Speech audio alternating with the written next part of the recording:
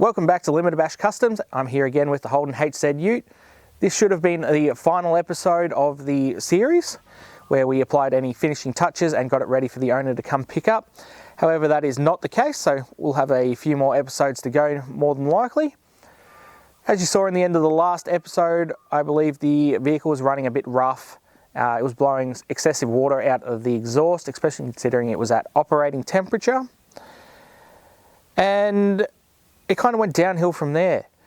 I drove the vehicle out of the workshop, no problem at all, parked it on the street, but came time to lock up the workshop, put the cars away, and this thing wouldn't start. I'm just back out here again today, this beautiful sunny day, to have a quick look and see whether we can get to the bottom of what's going on now. Seems, yeah, just been a problem after problem, really. But why don't I show you what it's doing?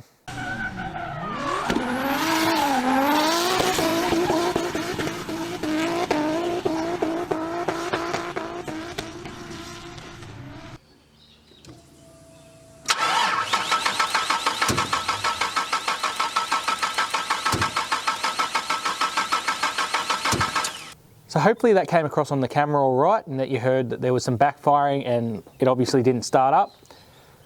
So we're going to do some basic engine checks here, considering we don't actually know the condition of this motor.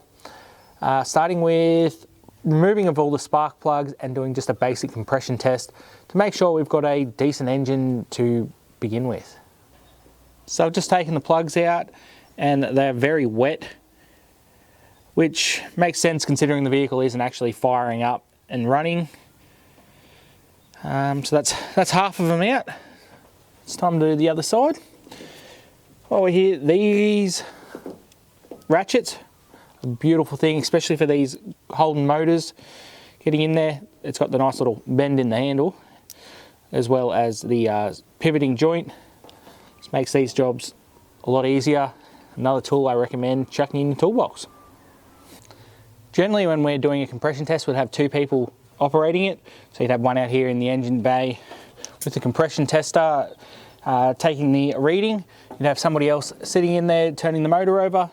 But because it's a Sunday and I am here alone, I've rigged up a little bit of a system here. So I've got a button that's hooked to the starter motor in order that I can crank it and stand out in the engine bay at the same time.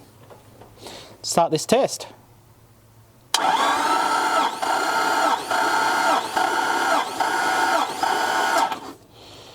Okay, we're at 180 for that first cylinder there.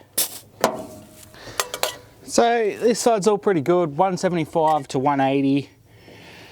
So yeah, let's check out the other side. So I've just done the compression test on this side of the motor. Cylinder 1 was again at the 175, but cylinders 3 and 5 were much closer to 200.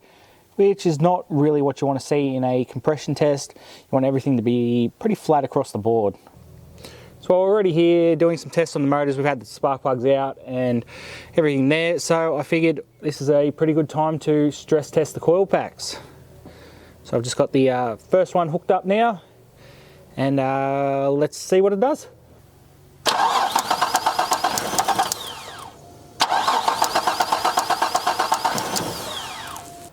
So I've checked those couple of bits out. Our spark's good, our compression's not ideal, but I don't believe that'll be the cause behind it not starting. Could be a bit to do with the running rough. It's going to require a bit more looking into. So I'm just going to pack up. I've had enough for the day. It is Sunday after all. But I'll see you back here real shortly when we do some further diagnostics.